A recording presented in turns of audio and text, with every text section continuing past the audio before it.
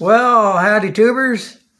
Well, subscriber Mike from California left a couple hours ago after um we got back from the airport, and of course he got to see the H5 and took him into Big Hangar, show him what was in there, which not as exciting as it used to be with all the new ports and the triplane and stuff like that in there. But it's it's what's happening now at the airport. So hope we can get Mark's new port together someday, because I'd love at least for Matt to hear his whatever size VW it is on his new port. Like to hear it run. It really sounds good. And so anyway, I have been down here goofing around on this Ultra Cruiser, and so we'll show you what's happening. Well, I was going to go ahead and take off this right leading edge skin and clean up all the burrs and deburr it and all that and get all the shavings out of there. But I thought, well, I'll just go ahead and start on this side and get all these holes in the leading edge done. So right now I've got the ones on top done. So now I'll go to the bottom and do all them, and then I can take both of these skins off and deburr them. And of course this side is still, well, I might be okay. Well, I'll have to figure it out when I get the bottom clecos in there.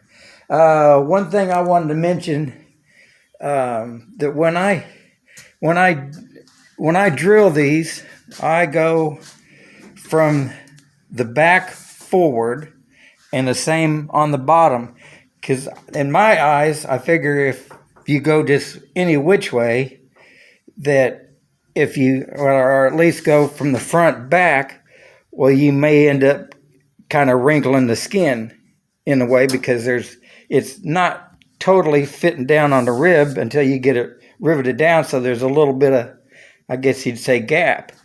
But if you just picture working your way towards the leading edge there and working your way toward the leading edge on the bottom, any excess material you get is going to end up here, and that'll be okay.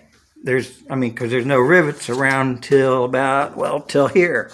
So any excess material you get will end up here, and it won't be any big deal. Of course, it'll fit. Well, I'll show you the other side. It'll still fit good, but I just think it helps that tendency from possibly getting a ripple in the skin if you kind of pulled this and then it got up here.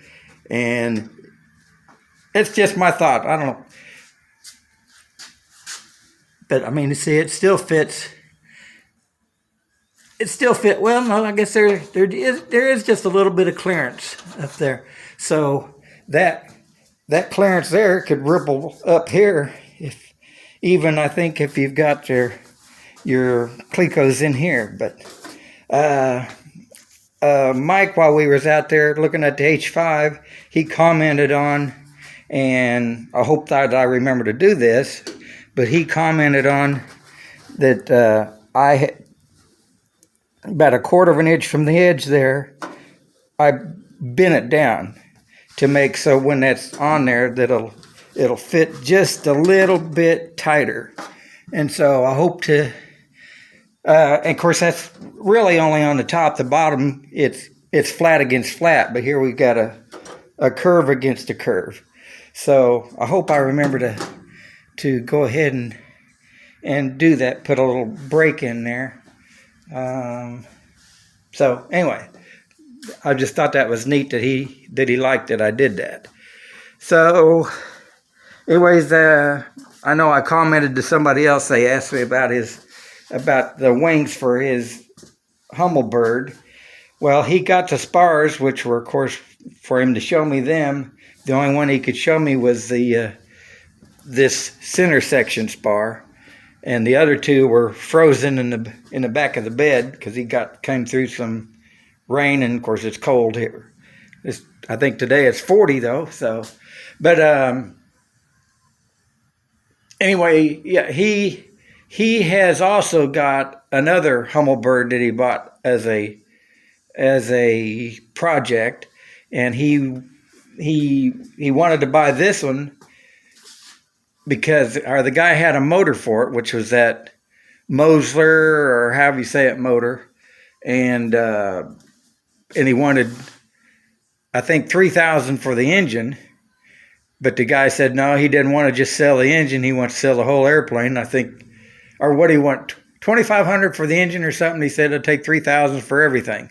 So he just bought everything and figures since he's already got parts for another one, well, maybe he can get the two of them put together. And I do hope that he gets back home and gets to work on it.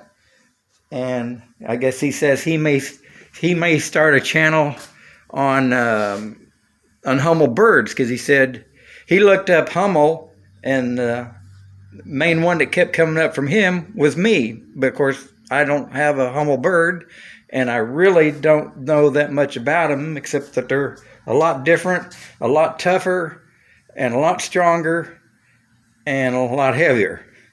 Maybe not a lot heavier, but heavier, because it's got the wing on it's only about this thick. I mean, it's a tiny wing, so it's got to be made beefy to hold the weight and the speed it goes, because it cruises like at 115 on the same engine actually not on the same engine that I'm putting in here.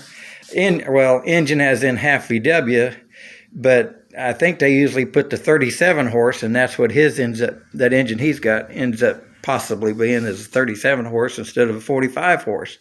So I would think possibly with a 45 horse in a Hummel bird, it ought to scoot along maybe 120 then or something. So anyways, I know I'm getting to rambling. Oh man, 7.5 minutes.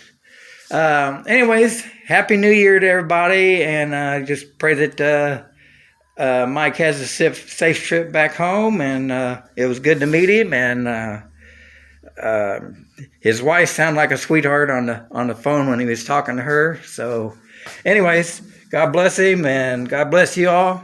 There you go.